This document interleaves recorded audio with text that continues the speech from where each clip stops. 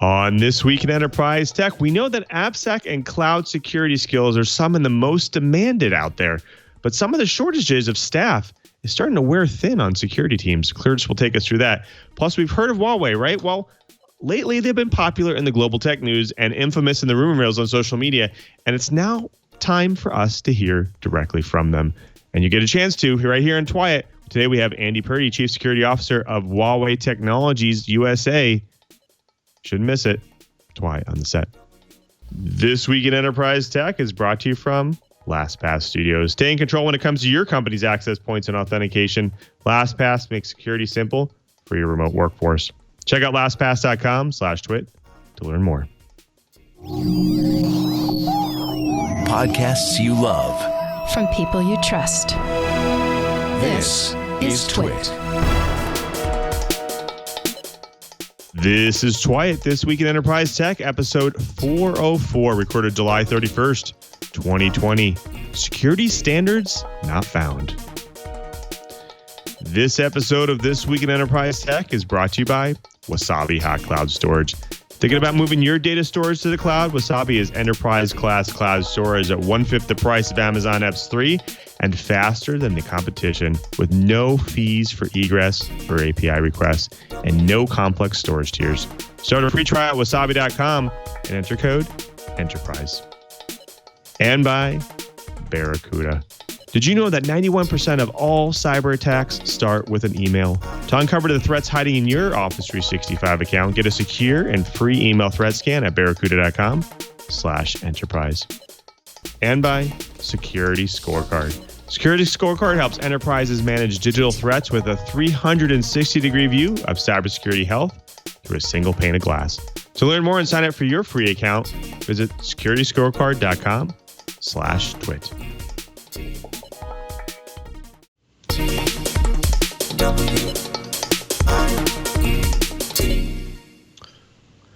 Welcome to TWiT, This Week in Enterprise Tech, the show that is dedicated to you, the enterprise professional, the IT pro, and that geek who just wants to know how this world is connected. I'm your host, Louis Maresca, your guide through this big, giant world of the enterprise. But I definitely can't guide you by myself. I need to bring in the professionals, the experts in their field, starting with our very own geek in paradise, Mr. Brian Chee. Cheebert, so glad to see you that you're safe. You've been dodging some hurricanes left and right down there, haven't you?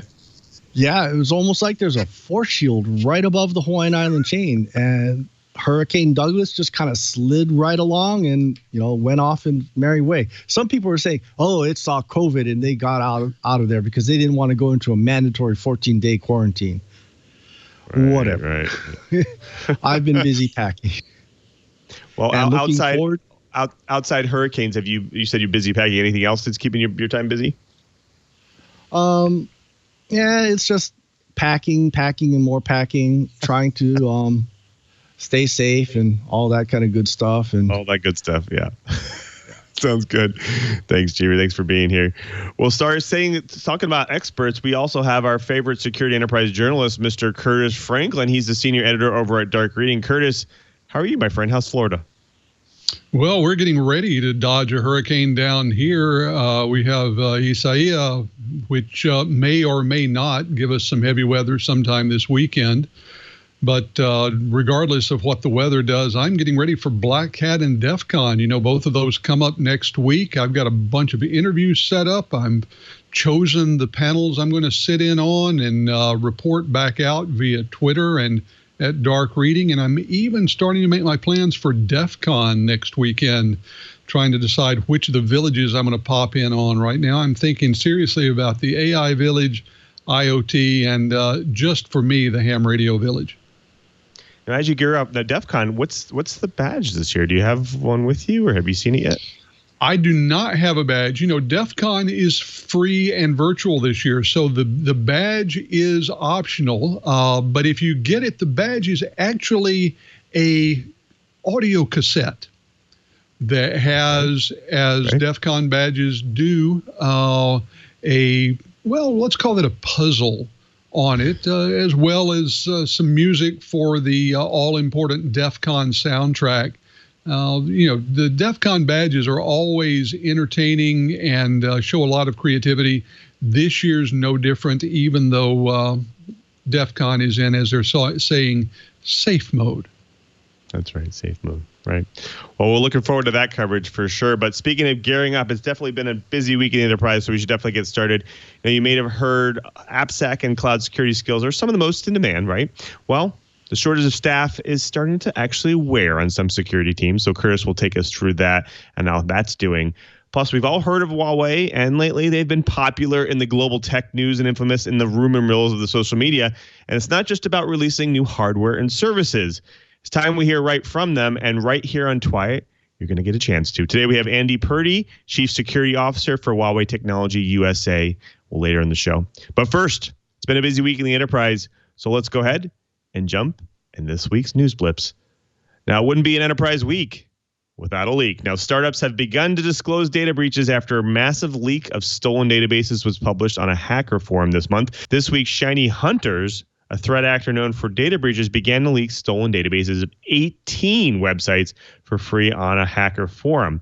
Now, most of the companies targeted by the attacks appear to be just startups. Now, the list includes chatbooks.com, drizzly.com. I actually have bought in some alcohol from them, dave.com, and many more. I'm going to go change some passwords. The Shiny Hunters group said that they released the databases for free to benefit the community, quote, and as they already made enough money for selling them in private sales. Now, days after contacting these companies about the breaches, data breach disclosures have started to trickle in. Now, the first ones were Drizzly and Scentbird. Now, Drizzly was pretty open about their breach, and they detected the breach on July 13th and immediately began a forensic investigation with cybersecurity experts to understand what had happened and what information was obtained. Now, Scentbird followed shortly after. It seems their group targeted startups because their lack of resources and experience in keeping data safe.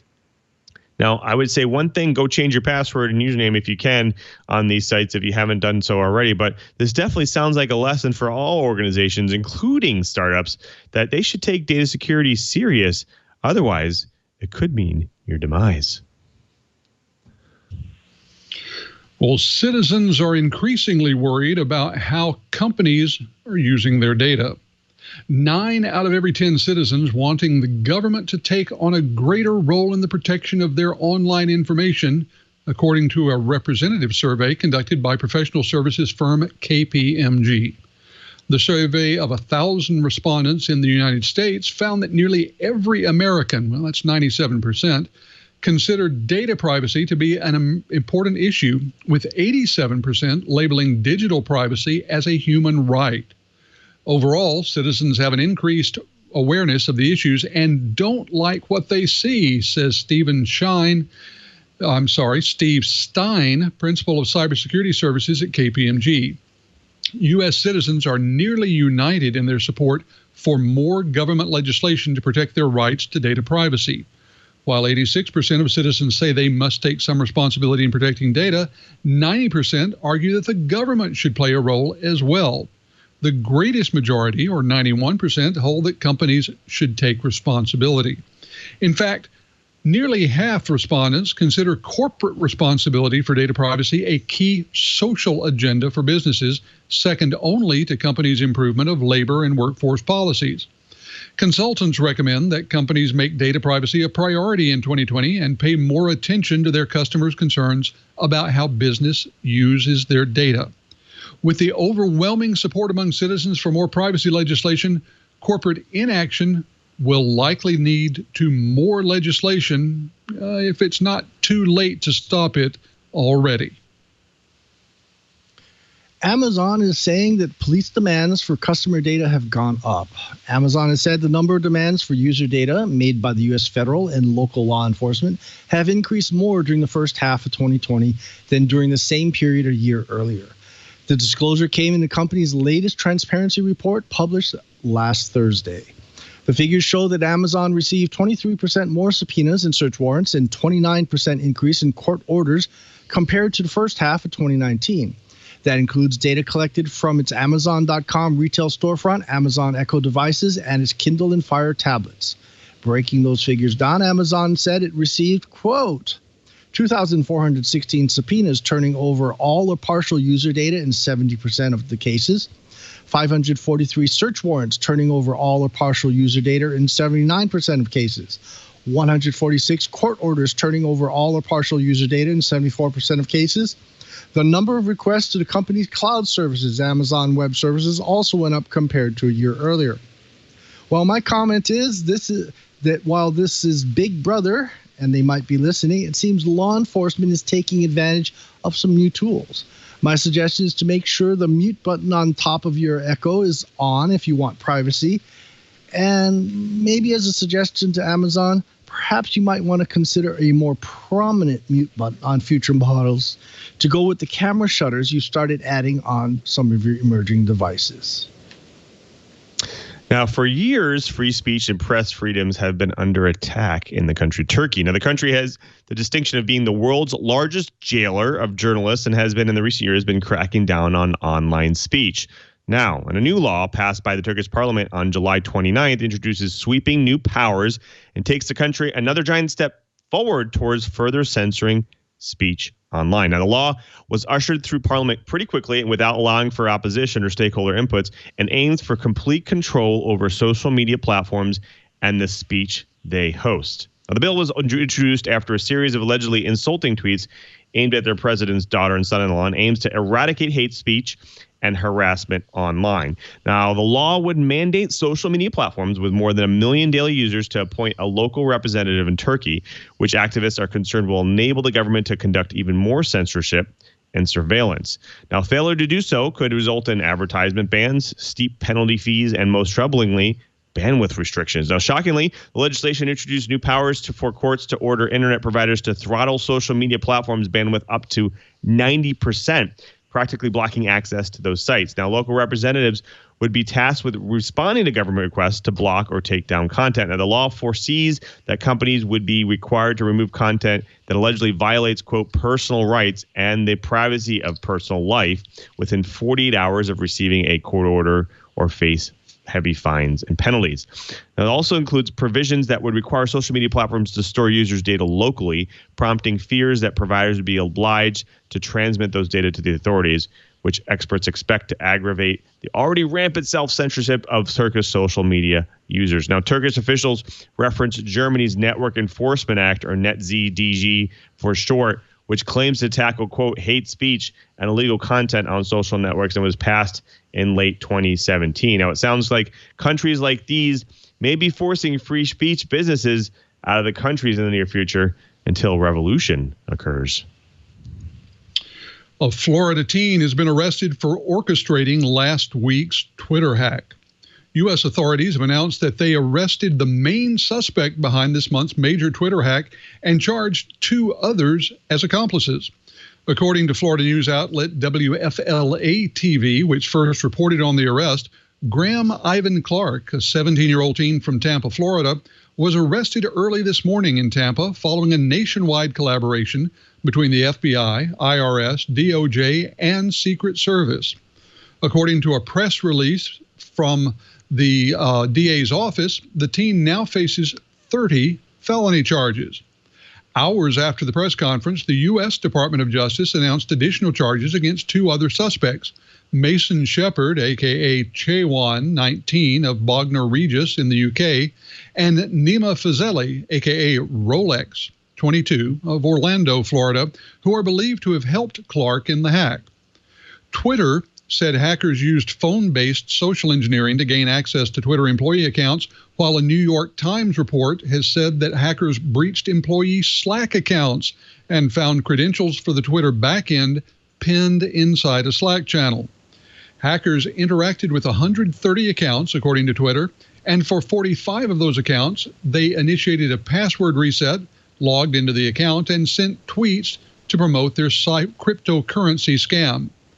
Twitter has said that it has since restricted the number of employees who can access those internal tools. More hacker news. In this case, they broke into some, quote, real news sites to plant fake stories. Over the past few years, online disinformation has taken evolutionary steps forward, with the Internet Research Agency pumping out artificial outrage on social media and hackers leaking documents, both real and fabricated, to suit their narrative. More recently, Eastern Europe has faced a broad campaign that takes fake news ops to yet another level, hacking legitimate news sites to plant fake stories, then hurriedly amplifying them on social media before they're taken down.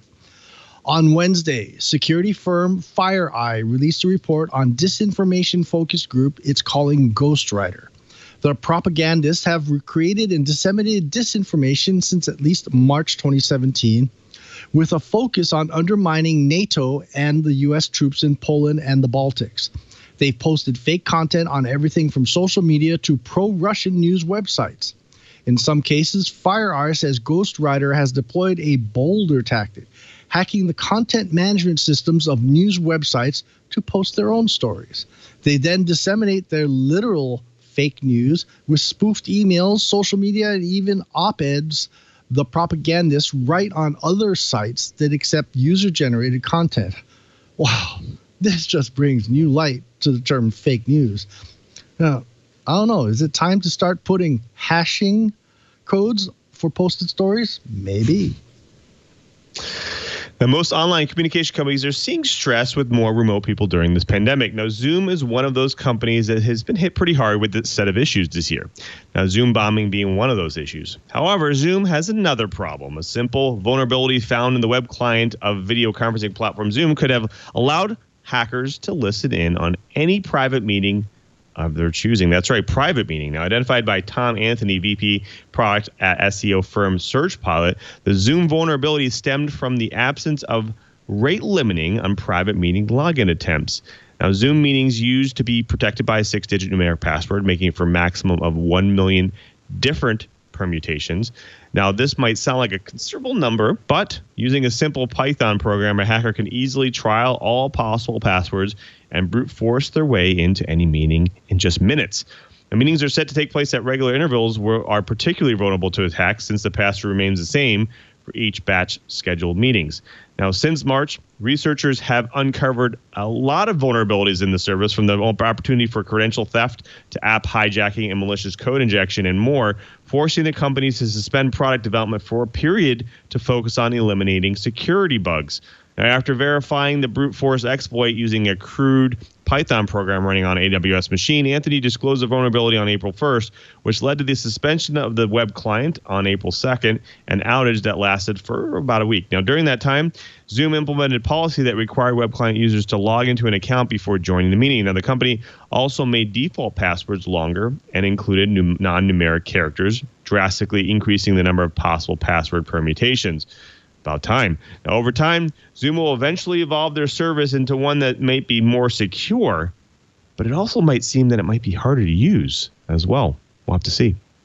Well, folks, that does it for the blips. Next up, the bytes. But before we get to the bytes, we have to thank a really great sponsor of this week at Enterprise Tech, and that is Wasabi Hot Cloud Storage. Now, you're probably already storing data. It could be on-prem or already in the cloud. Well, if you're considering cloud storage, think about this. Wasabi is 80% cheaper than Amazon S3 and significantly cheaper than on-premise storage. Now, typically, you can store data in Wasabi's cloud for less than just the annual cost of the maintenance fees on the same amount of on-prem storage. Now, Wasabi's disruptive price-performance model makes buying cloud storage a natural addition. In fact, if you are a managed service provider, Wasabi is a perfect solution for you to sell because you can earn more while charging less. Now, there are two ways to pay. You can pay as you go, or you can pay one time with a reserved capacity storage. Wasabi's reserved capacity storage makes buying cloud storage a natural addition to your on-prem storage. Now, if you're looking and thinking about buying more hardware storage compared to the price against 5 years of reserved cloud storage, you should definitely take a look at that. You can purchase cloud storage in 1, 3, or 5 year increments and achieve greater discounts for term and capacity. Now, with Wasabi, security is often even greater than on-prem service storage. Provides 11 nines of durability. 11 nines, that's unheard of nowadays. This means on average you lose one file every 649,000 years. That means you're not going to lose one. Now, hosted in premier tier 4 data center facilities that are highly secure and fully redundant, Wasabi is secure by default. And all data stored in the Wasabi cloud is also encrypted at rest, even if the requesting party doesn't specify encryption. Wasabi follows industry best security models and design practices. They have access control mechanisms such as bucket policies and ACL lists can actually be used to selectively grant permissions. Now, your data will be immutable, so it prevents data from being erased or altered, and you'll be protected from hackers, malware, and yourself. That's right, yourself. Now, Wasabi has active integrity checks where all objects stored are checked for integrity every 90 days. Plus, if you're worried about compliance, they have HIPAA, FINRA, and CGIS compliant as well. Now, Wasabi is not just highly secure, disruptive technology that's turning the industry on its ear. Its storage is 80% cheaper and up to 6 times faster than the leading experts out there. Now, if you're ready to reduce your COGS and get all the things you need to be performant, compliant, and secure, go try Wasabi right now. Go build something great. Calculate the savings for yourself and start a free trial of storage for a month. Go to wasabi.com, click the free trial link, and enter the code ENTERPRISE. Join the movement and migrate your data to the cloud with confidence. Go to wasabi.com and make sure you use the code ENTERPRISE. And we thank Wasabi for their support of This Week in Enterprise Tech. Well, folks, it's now time for the bytes, and I'm going to throw it over to Curtis because AppSec and cloud security skills are on high demand, but security groups and teams are starting to wear thin on them because they need these people and they can't get them fast enough. Curtis, what's going on here? Well, you're absolutely right. A lot of articles have been written, and we've talked about the fact that there's a huge mismatch between the number of trained security professionals and the number of positions for them. If you haven't been keeping up, there are far more positions than there are professionals.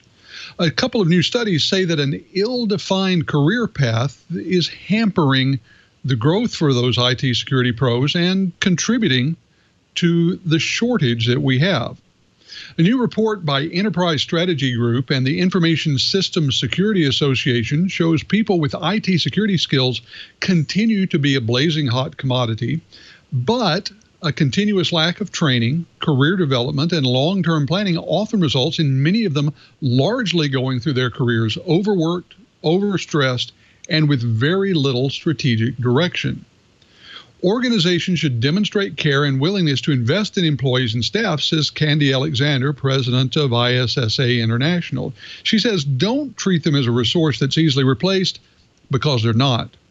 Take time to understand their roles and positions, and don't be afraid to ask questions and keep the dialogue open. Now, some 73% of the 327 total cybersecurity professionals and ISA members interviewed for the report professed to being contacted by recruiters for other jobs at least once a month. Nearly a quarter said they received such solicitations multiple times a week. And the data shows that the market for cybersecurity talent continues to be a seller's market, according to the report. Some 70% of survey respondents said their organizations had been impacted by a skills shortage, and 45% described that situation as having worsened over the last few years. Now, where are the most significant skill shortages? Application security and cloud security, 33 and 31% shortage respectively. Other areas with high demand include security analysts and investigations and security engineers. Now, because of an increased workload, existing staff has very little opportunity to utilize technology to their full potential and have little time to work with the business units. Instead, many of them spend a disproportionate amount of time on incident response and basically putting out fires. Now, disturbingly, the pace and pressure of the job are pushing at least some to depression, alcoholism, and drug addiction, according to the report, with nearly a third say they or someone they know has experienced significant personal issues because of job-related stress. Now, in order to improve their skills, many of these professionals are using the bluntest of blunt force instruments. They're changing jobs. Some 43% said that having a mentor, a standardized career map, and technical training were critical to move to the next level, and 7 out of 10 say that the most effective method to increase their knowledge, skills, and abilities is via specifically security training courses. Now, from an industry perspective, it's critical for the profession to work together to define a globally accepted professional career map. And I'll say that I wrote an article this week that said that part of that map might well be coming up with succinct, consistent job titles. In talking to career professionals, I'm talking about corporate recruiters, found that there really is no standard meaning for terms like security analyst, analyst 1, analyst 2, security architect, security engineer. They're just all over the map. And so people have very little way of knowing when they see a job being offered what it means. And people who are hiring have very little way of knowing whether a candidate who has a particular position on their resume has the skills. So I'm going to go to my co-host. And Lou, I want to start with you. How murky do you see this career path in, well, IT professionals in general and cybersecurity specifically? Do you think this is an area where some sort of common vocabulary might help? Yeah, I think so. I think that's a good point. I think that there's so much to take care of here, and there's this ever-changing market. It's really hard to kind of focus on things. But obviously, there's focusing on particular fundamentals, like, for instance, infrastructure, networking, and other topics that you can focus on when it comes to skill sets.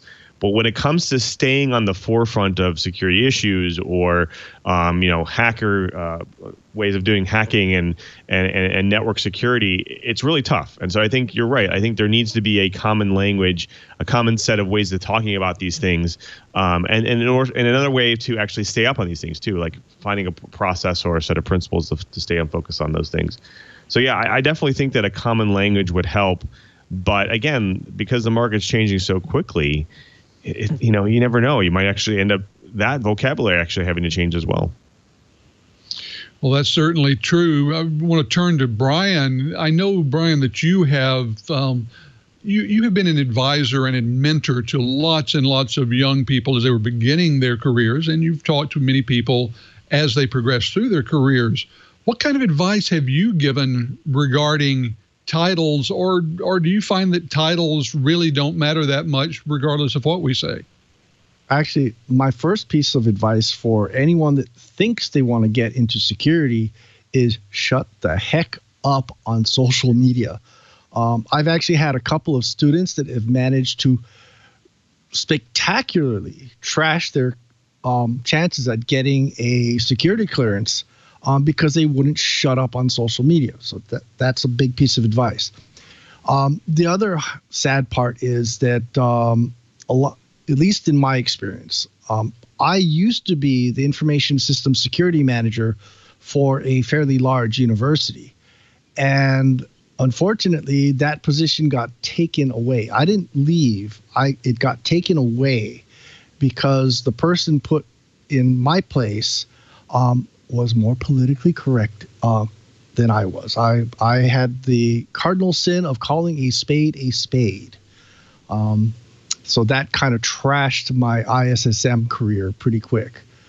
But anyway, there's a lot of problems with a lot of the information system security positions that they're badly described. There's no good common language.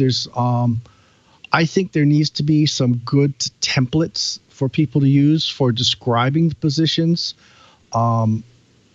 Maybe the ISSA needs to step in a little stronger, especially with management companies, management organizations, because management in general typically don't understand what a cybersecurity specialist really does.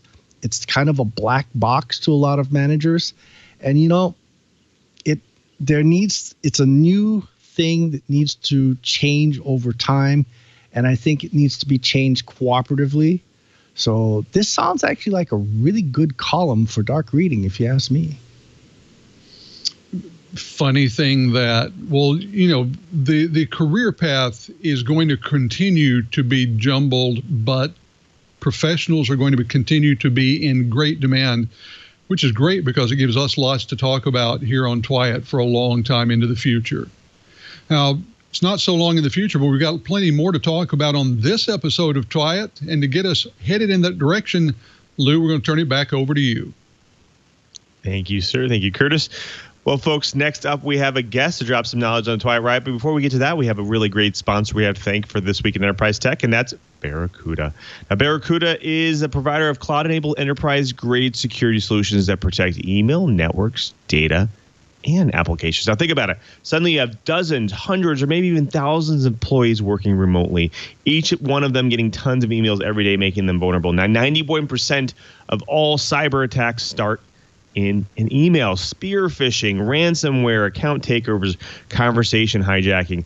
Multiply that by how many employees you have times how many emails. One click, the wrong email can cost you money, customers, and your company reputation. Now, Barracuda researchers have seen a steady increase in the number of coronavirus-related spear phishing attacks since January, and they have observed a recent spike of 667% in this type of attack since February.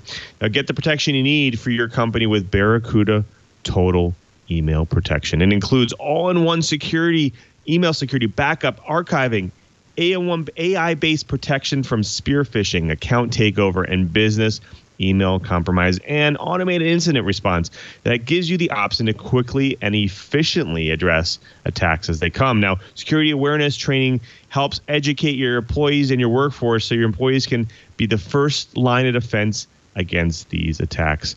Now, we've covered this a couple times on TWiT. Now, in the current climate, the bad guys are targeting people using social engineering and techniques. We even heard it here about the Twitter issue. Now, they impersonate organizations like, for instance, the UN World Health Organization and the U.S. Center for Disease Control, CDC. Now, to trick users, they want you to open this malicious email out. They want you to click on that site, and they want to take you to some site where then they can take over your device. Now, it's time to take back control of your security. Ensure the safety and security of your business with Barracuda. To uncover threats hiding in your inbox, get a secure, free email threat scan of your Office 365 account, risk-free, at barracuda.com/enterprise. That's barracuda.com/enterprise. Barracuda, your journey secured. And we thank Barracuda for their support of This Week in Enterprise Tech. Well, folks, this is my favorite part of the show. We get to bring the guests to drop some knowledge on the TWiT Riot. And today we have Andy Purdy. He's the Chief Security Officer for Huawei Technology USA. Welcome to the show, Andy. Thank you. Good to be here. Now, our audience loves to hear people origin stories and kind of their journey through tech over time. Can you maybe take us through your journey and how you ended up at Huawei US? Well, I was a lawyer for a long time and got involved when I was the acting general counsel of the U.S. Sentencing Commission, where compliance was an important part of it. Got involved in understanding and learning about new technology offenses, which was back in the early 2000s, and organized a conference about new technology offenses. And some of the folks who I got to come speak, such as the late Howard Schmidt, really got me excited about moving into cybersecurity. And I joined, thanks to Howard Schmidt, I joined the White House staff in 2002 to work on the national strategy to secure cyberspace. So I went over to DHS to work there, and then worked with a number of startups, and then worked for Computer Sciences Corporation. And then I had an opportunity to join Huawei. Actually, it's 8 years ago, an opportunity to promote a safer cyberspace, which is what I've been doing. And it's turned into a fairly controversial situation, but it's been very interesting, and I'd like to contribute to the dialogue. Right. Well, first, unless you've been living under a tech rock, people probably have heard of Huawei. But for people who, there's a select few out there who haven't heard, can you maybe take us through what Huawei has to offer and some of the services that it has? Well, the major business areas are in the carrier network space, the enterprise space, consumer devices, and now we're moving heavily into artificial intelligence and cloud as their own business units. We recently passed Samsung as the #1 mobile device provider, and we're very active in 5G, particularly radio access network part. And so we're one of the leading providers in the radio access network technology, and right now we're one of the leading leaders in getting new patents and 5G related patents. Right. Now you mentioned enterprise and IT. Now, what kind of IT related products are you? Do you have anything focused there as well from a Huawei perspective? You talking about like infrastructure? Yeah, infrastructure, networking, services, that kind of thing. Yeah, well, we in some parts of the world we do managed services, but but we sell, wireless networks, we sell routers, we sell base stations, smart city solutions, servers, and then the capabilities that help promote the infrastructure and the platforms that can support the really robust data analytics and artificial and augmented intelligence. Makes sense. Now, you did mention, obviously, that Huawei surpassed Samsung to be the world's #1 smartphone company for the first time. Can you maybe talk a little bit about where you saw the growth and what was maybe driving that growth? Well, you just saw, I guess it was yesterday, last night, or this morning, the recent Apple earnings report from second quarter and the tremendous boom in smartphone sales that Apple had. And so I think there's a general increasing recognition of the importance of technology in general, the increasing criticality of mobile devices and wireless and broadband connectivity has been a huge driver. Our business in the last 6 months has been a much higher percentage of it has been China-based because of the restrictions of the U.S. government on our ability to partner with Google and the collaborations that's necessary as part of the Android platform. It's basically an open source platform, but we can't collaborate with Google anymore, so we can't have the Google apps on the phone. So that's impacted our ability to sell devices in non-China parts of the world. And so we've had a much greater percentage of our growth taking place in China. I prefer it to be much more of a globally spread out sales than such a focus on China. Right. Now, we'll definitely get into the U.S.-China relations and how that's affecting Huawei in a little bit, but I did want to talk a little bit about the 5G growth. So obviously, you're seeing a lot of 5G push since your devices are the most prevalent in the world today, and there's lots of need for 5G infrastructure. Where are you seeing the most investments needed for 5G? Is it and what parts of the world is it needed? Well, I mean, everybody is trying to be, really active in it. Certainly, China is one of the leaders. South Korea, the UK was going to be one of the leaders until the recent decision. Europe's really trying to ramp up. However, the impacts of the pandemic have really slowed down the processes and the focus of some governments on some of the things that are necessary, such as the spectrum allocation, the co-location of base stations, the various licensing requirements. So it's really driven in individual countries that have the capability and interest where the companies and governments can see the business case, and those have really driven the progress. But you see the activity really widely distributed around the world. So we know that 5G and this first incarnation, this first set of business scenarios is going to be very, very robust, rolled out in this year and next. Right. Obviously, Huawei's got a global presence. Can you maybe talk a little bit about the differences between the mainland China Huawei and the Huawei Americas business? Well, I mean, I'm not that familiar with what we do in China, frankly. I have been to 26 countries since I joined Huawei. So even though my focus is the U.S., I have had a chance to meet with leaders in all parts of the world, government and private leaders. In fact, my last trip, and it's great to be home for a change. The reasons are not too great, but came back from Australia on March 13th from a 4-city, 3-day tour in Australia. But Asia, Europe, the Gulf, seeing what countries see, we are really driven by the requirements of our customers within the context of the regulatory statutory framework, customer requirements, and our own business requirements. You were mentioning privacy earlier. So, for example, Europe, of course, the GDPR privacy regulations provide a consistency that is lacking in the United States, where we don't have national privacy policy, and that's something that a lot of people think would be a good idea, and I certainly do as well. Yeah, I think this is an important topic. I think obviously we've been hearing a lot around the world around some of the issues that companies are having with Huawei and how they're pushing back on some of the 5G infrastructure improvements that are happening from Huawei. So I think most recently it was the UK and Germany. Now, how is this affecting the focus for privacy and security at Huawei as these kind of topics come up, especially the pushback from these companies and these countries? Well, I'm not sure that Germany has made a turn against Huawei. And the UK decision was not based on what President Trump and Secretary Pompeo said, where they said it was based on the UK coming to believe that Huawei is an arm of the Chinese Communist Party, which is not what the UK government concluded by any means, and it's not something that Australia has concluded either.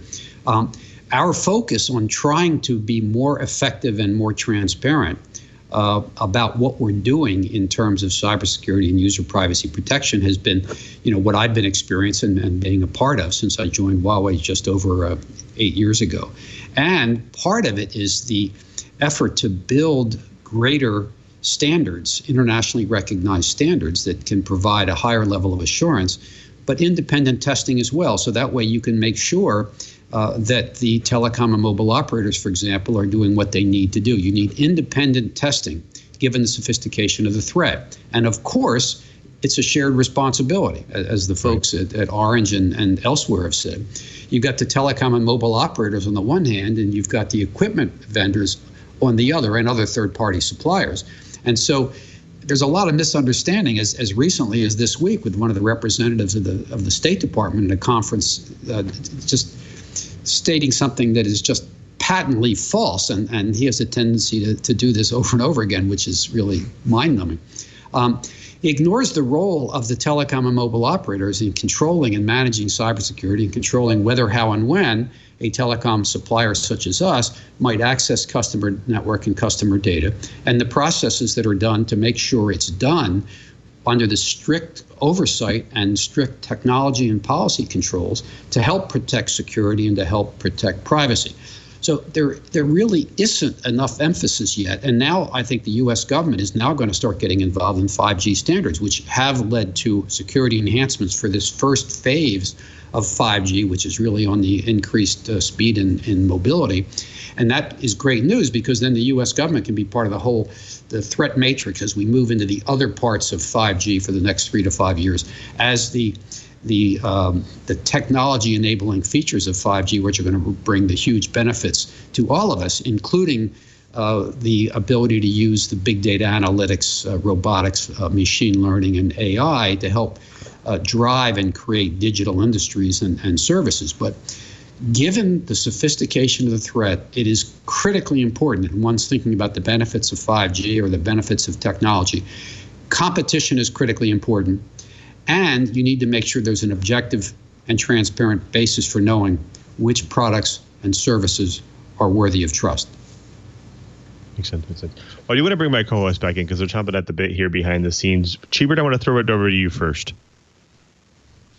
Actually, my question is coming from actually several places. Some of the folks that I work with, some of the folks in the chat room, and one of the other hosts.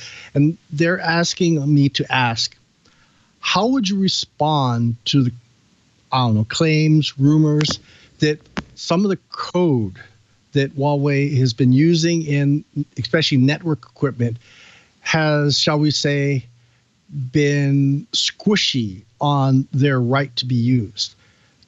And the second half of the question really is, how do you feel about someday maybe the industry moves towards an independent third party to validate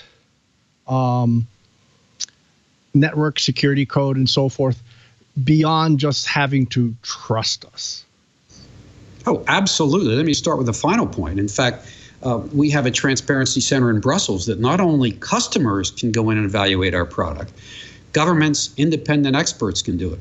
The only reason we've had the relationship we've had in the UK for the last 10 or 11 years is because we have an independent cybersecurity evaluation center overseen by the UK government. We have a center in Bonn, Germany, that the BSI is working on in terms of independent verification of the products. And when you look at telecom equipment, as you may know, in addition to the 5G standards, there are standards focused on telecom equipment, us and our competitors.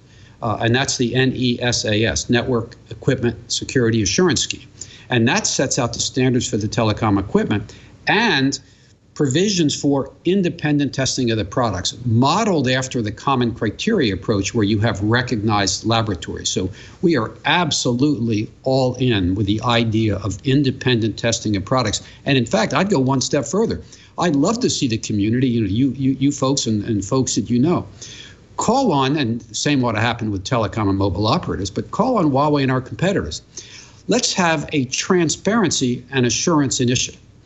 Let's drill down and get experts to come in to the facilities of us and our competitors to analyze what we are doing and how we're doing it, to make sure that our people are doing the right thing, to make sure that the managers know, to make sure that separation of duties is being followed, to make sure that the executives are getting fair reports of what's happening. And somebody needs to call on us and our competitors, because we've been trying to do this stuff on our own, to come up with minimum industry best practices for assurance and transparency. And bring in experts into the facilities, because there needs to be better R&D as to what is effective and better R&D in terms of what can provide transparency. So maybe there needs to be some kind of third parties that would get placed in the manufacturing facilities of us and our competitors to help manage. Similarly, and you're probably aware of this, that DHS a year or so ago talked about the need to supplement the continuous diagnostic and monitoring program, a very important program that monitors traffic across the federal agencies. It's been offered for critical infrastructure, but they have to pay for it. So DHS wants more information about how do you monitor network traffic? How do you look at anomalous activity? And so NIST put out a call for information, and we fully support this. There needs to be, experts need to say, what can we and our competitors do to provide greater assurance and more transparency? Because of the sophistication of the malicious actors, where you have at least 5 in the world, and the national security correspondent in the New York Times told me it's 6, who can virtually implant hidden functionality in hardware and software that can be later triggered remotely at a time and a manner in the attacker's choosing. So that's why we need to have these processes relative to everybody, because at least these 5 nation states, which of course includes China and the US, can hack into everything. So if we want to be safe, we can't trust anybody. And the US government in the last week or so is talking about distrust and verify. I'm all in for that. We've got to do that. And actually, this is actually one of the big soapboxes Curt and I have been on, that we're not seeing organizations, the end users, the consumers, doing their own testing. It used to be a big deal. Curt and I both used to run very large testing labs. I used to run the biggest one for InfraWorld. And my biggest soapbox is customers don't believe the glossies. You need to start doing your own testing. Maybe that's something we need to go and start bringing back. We need to have more of the end users doing their own testing. What do you think? Well, I'm not sure it's necessarily very likely that end user consumers can do that. But for example, in our space, when we're selling to the telecom and mobile operators, they're making sure there's testing of our stuff, testing of our updates, for example, before it goes in. Look at something like mobile devices in the United States. A couple years ago, the U.S. government put pressure on AT&T and Verizon, and they'd invested millions of dollars because they wanted to be able to offer our phones. And they basically blocked them for national security reasons. You tell me what testing is done or overseen by the U.S. government relative to mobile devices, mobile device security in the United States. I don't know of any. Well, that's awesome. Thank you. My personal soapbox. Anyway, you know what? I think it's time for us to go and pay some bills. Back to Lou. That it is. Thank you very much. So before we come back, we have to think of another great sponsor of This Week in Enterprise Tech, and that's Security Scorecard. Now, with all organizations I work with, I can definitely tell you that they're always looking for ways to audit themselves and assess cyber risk. We've been talking about it, especially with the way the current climate is an ever-changing security landscape. Now, Security Scorecard is the global leader in cybersecurity ratings and the only service with 1.5 million companies continuously rated. Now, their mission is to empower every organization with collaborative security intelligence, because you are only as secure as those you work with. And now, we always say that here on TWiT, you're only as secure as your weakest link, and that's definitely your users. Now, Security Scorecard helps enterprises manage digital threats with a 360-degree view of cybersecurity health through a single pane of glass. They have patented rating technology used over by 1,000 organizations for multiple use cases. You can evaluate your organization's cybersecurity risks using data-driven, objective, and continuously evolving metrics that provide visibility into your organization's information security control weaknesses with their security scorecard rating system. Now, you can instantly view the cybersecurity posture of any third-party vendor, partner, or supplier to help you evaluate risk in your ecosystem. It can also allow them to find and fix cybersecurity risks and vulnerabilities across their externally facing digital footprint with their third-party risk management service. Now, they're also used for board and executive level reporting and the insurance space for cyber insurance underwriting. That's right. A security scorecard is always working for you behind the scenes. They have non-intrusively collected data, publicly available feeds across the internet for an outside-in perspective. Now, the data is used to calculate scores across 10 key risk factor groups, such as patching cadence, application security, DNS health, network security, and endpoint security. An A to F grading scale helps companies easily understand and continuously monitor the cybersecurity posture of any organization. Now, companies with C, D, or F are actually 5 times more likely to be breached. That's pretty high. Security Scorecard also has their Atlas platform. It's the leading cybersecurity questionnaire and validation solution. It cuts through the questionnaire noise so you can find out your score to make your business cyber secure. Now, Atlas's centralized platform leverages machine learning to automate the cybersecurity questionnaire exchange process for senders and receivers, make it 2 times faster, more accurate, and secure.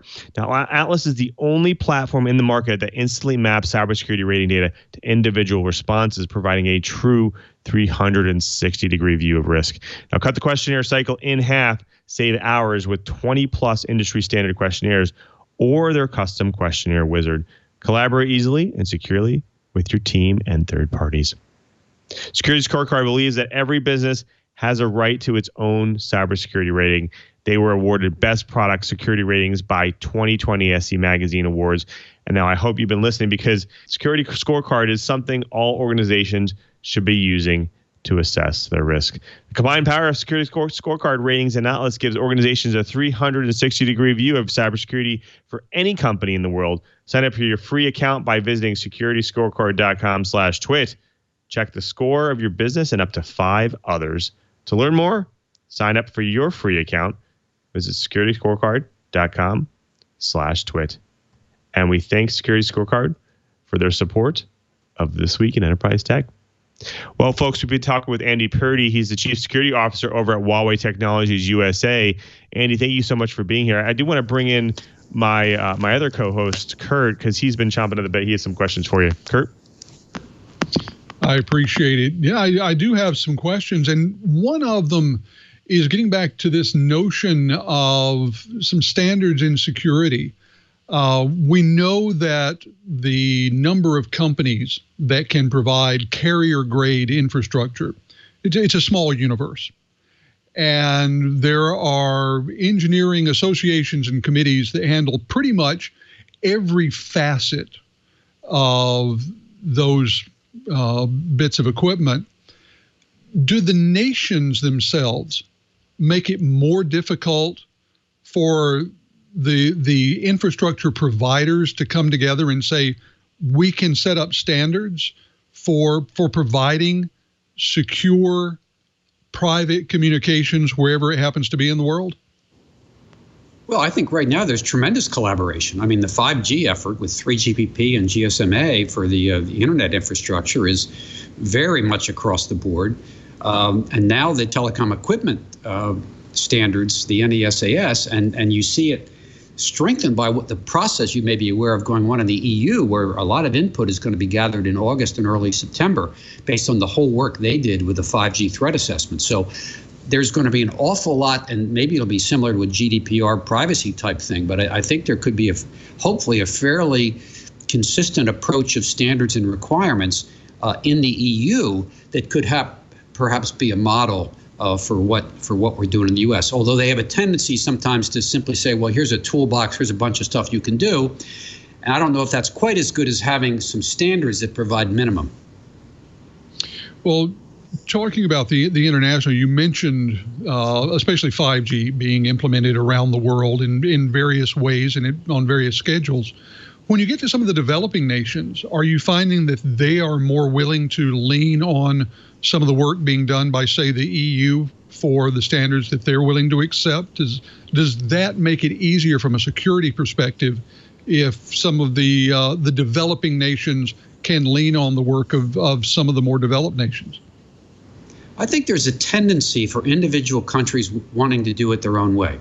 And before I get to your question about the less developed, certainly in the developing countries, you see the German emphasis on BSI, you see the French emphasis on ANSI, the UK, I think it was TCR, and then countries that aren't quite as advanced as those, you know, they want to make sure that their exigencies are addressed, but they're more willing to follow the practices of others. And so I think that when the EU comes up with some things, I think there's going to be a tendency to go with those. And I think in the more developing countries where they have even greater resource constraints, it's harder for them to attract multiple suppliers. One of the things that's great when we're in a number of these countries, we can be one of multiple suppliers for the radio access network. And that provides not just greater competition, but it provides greater resilience. When you're in a country that doesn't have that level of resources, it's harder to have those multiple suppliers. But yes, there's definitely a tendency that they want to use standards so that when we're dealing, for example, in countries in Africa, they want to know what are the recognized standards, recognized by other organizations, other countries that you're going to use when you put the products into our networks and cooperate with our carriers. Well, you know, I want to ask a question about the use case in places like Africa. I know that there are many countries in Africa and Southeast Asia, especially, where we've seen the wireless carriers take on many aspects of the banking system, people using them for payments and things like that. Do those additional uses come into the conversation when they're discussing security and privacy issues with you? Well, the use case and the business case, which is just gigantic around the world in terms of 5G generally, where you have the increased visibility, for example, of course, work from home, but 5G-enabled technologies to help with healthcare.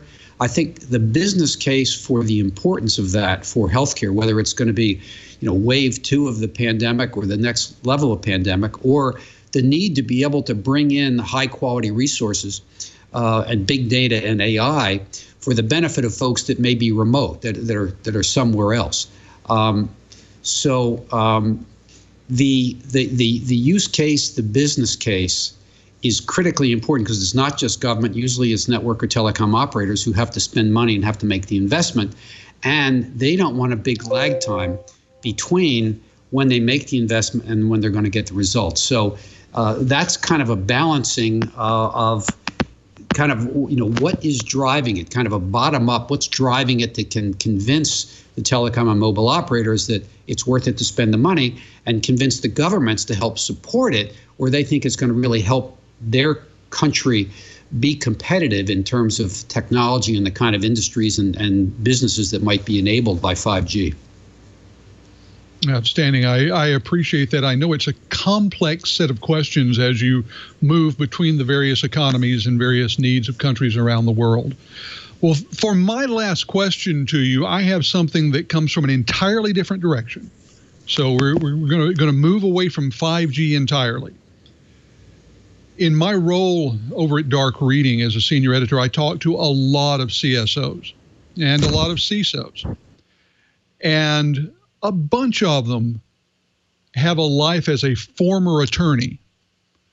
What is it about being a lawyer that creates this pipeline into the CSO role? Should people who want to be CSOs decide that they need a JD rather than a degree in computer science? No, I don't know. If you have to choose, if I had it to do over again, I would get the degree in computer science if I could do it. And you got to wonder sometimes if part of the reason that people who are lawyers move into something like cybersecurity or privacy is because they can. Law is not for everyone, and a lengthy, even successful legal career is not necessarily something you want to do for the rest of your life.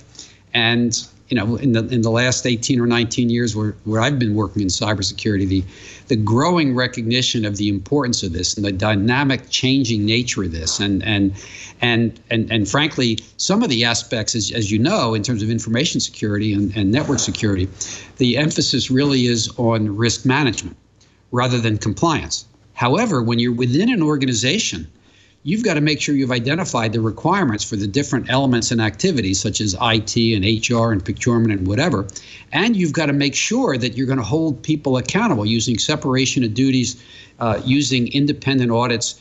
Basically, it's compliant functions to make sure risk management is working. So while risk management is the mantra, compliance is very important, and lawyers have some experience with compliance, so that might be part of it. So before we close up, I did have a couple more questions kind of related to people's roles. Now, with Huawei Technologies US, how is that being affected by some of the latest visa restrictions that are going on from the US? Well, right now, we have fairly small operations in the United States. I mean, frankly, the amount of revenue that we've had in the years I've been here is not really very significant, and we're much more concerned about our ability to do business in the United States because, we've got a number of rural operators who depend on our products, who depend on our services, who can't get it otherwise, and we have a history in rural countries, and we want to help maintain that.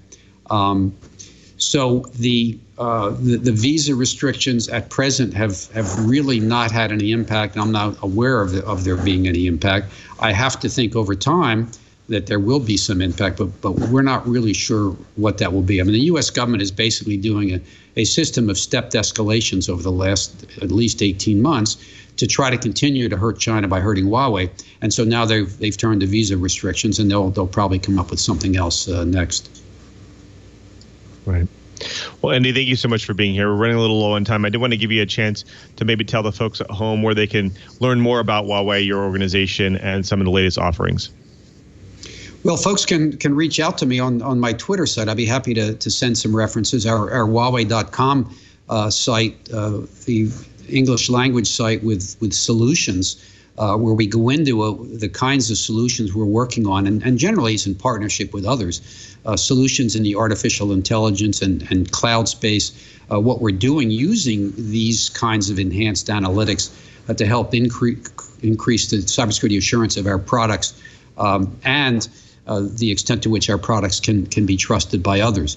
So I encourage you to come to the Huawei.com site or write to me, and I'll be happy to try to direct you if you have particular interest. Thanks again. Well, folks, you've done it again. You sat through another hour of the best dang enterprise podcast in the universe. So tune your device to TWiT. I want to thank everyone who makes this show possible, especially to my co-host, starting with our very own geek in paradise, Mr. Brian Chee. Cheebert, what's going on for you in the coming week, and where can people find you? Packing and more packing. But you know what? I've actually touched Huawei equipment. I'm actually setting up a wireless internet service provider, and Huawei actually has a lot of gear in the GPON world. So ought to be interesting in the long term. Thank you, Cheebert. Well, we also think of Mr. Curtis Franklin. He's a senior editor at Dark Reading. Curtis, what's coming up for you in the coming week, and where can people find you?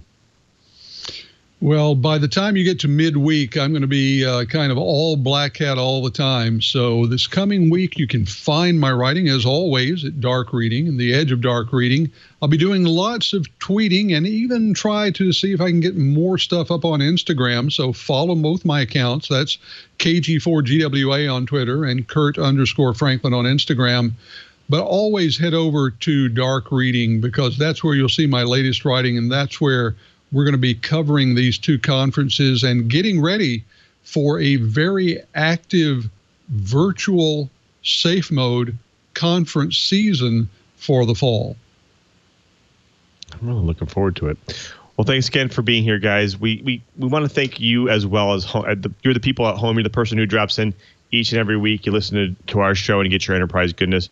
We want to make it easy for you to watch and to listen, to catch up on enterprise news. So go to our show page right now, twit.tv/TWiT. There you'll find all of our amazing episodes, our back episodes, the show notes, the co-host information, the guest information, and those links that we do during those stories that we do during the show. But more importantly, Next to those videos, you get those helpful subscribe and download links. Support the show by getting your audio or your HD video version of your choice. Listen on any one of your devices, on any one of your podcast applications, because we're on all of them. So definitely check it out. It's the best way to stay on top of your enterprise and IT news. So definitely subscribe. Now, after you subscribe, you can impress your friends, your family, and your coworkers with the gift of TWiT, because you know what? They need to stay on top of their enterprise and IT news as well. So definitely share with them. Now, after you've subscribed and you might be available during the day or on Fridays, 1:30 p.m. Pacific time, we do the show live.twit.tv. Come see how the show is run. Come see how the pizza's made. Come see all the banter, all the fun stuff that we talk about. That's live.twit.tv. And if you're going to jump in and watch the show live, you might as well jump into the chat room as well. We have a great set of characters. Some great questions came out of there today. So definitely check out the chat room as well, irc.twit.tv.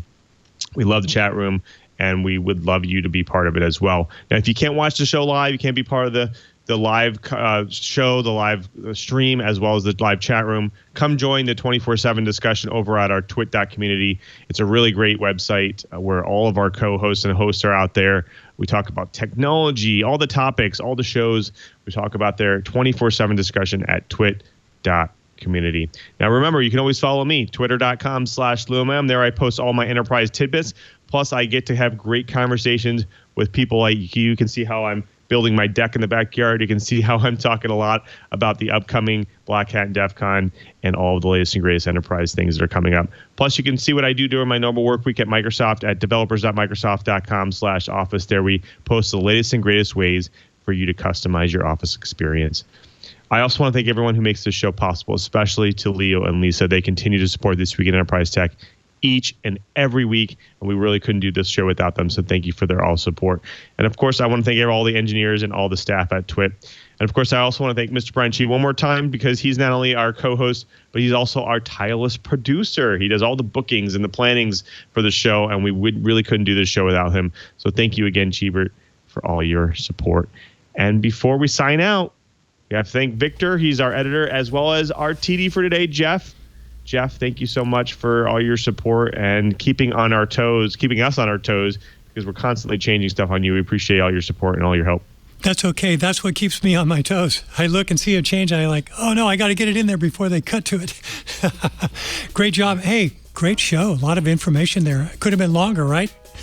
Oh, absolutely. Absolutely. They always could be longer, right? But yeah, that's what other episodes are for. So that's keep right. tuned. That's right. Thank you, sir. Before we sign out, we just want to remember you. If you want to keep until next time, I'm Louis Maresca, just reminding you, if you want to know what's going on in the enterprise, just keep TWiT. Hey, what's going on, everybody? I am Ant Pruitt, host at TWiT TV. Got a question for you. Have you gotten tired of how bad your photos are looking every time you post them to Instagram? Better yet, have you gotten yourself a new camera and you can't quite figure out why the images just don't look that good? Well, I have a solution for you. This is my show, Hands-On Photography. Each and every Thursday, I sit down and share different tips and tricks that are going to help make you a better photographer and a better post processor. So subscribe today at twit.tv/hop to learn more.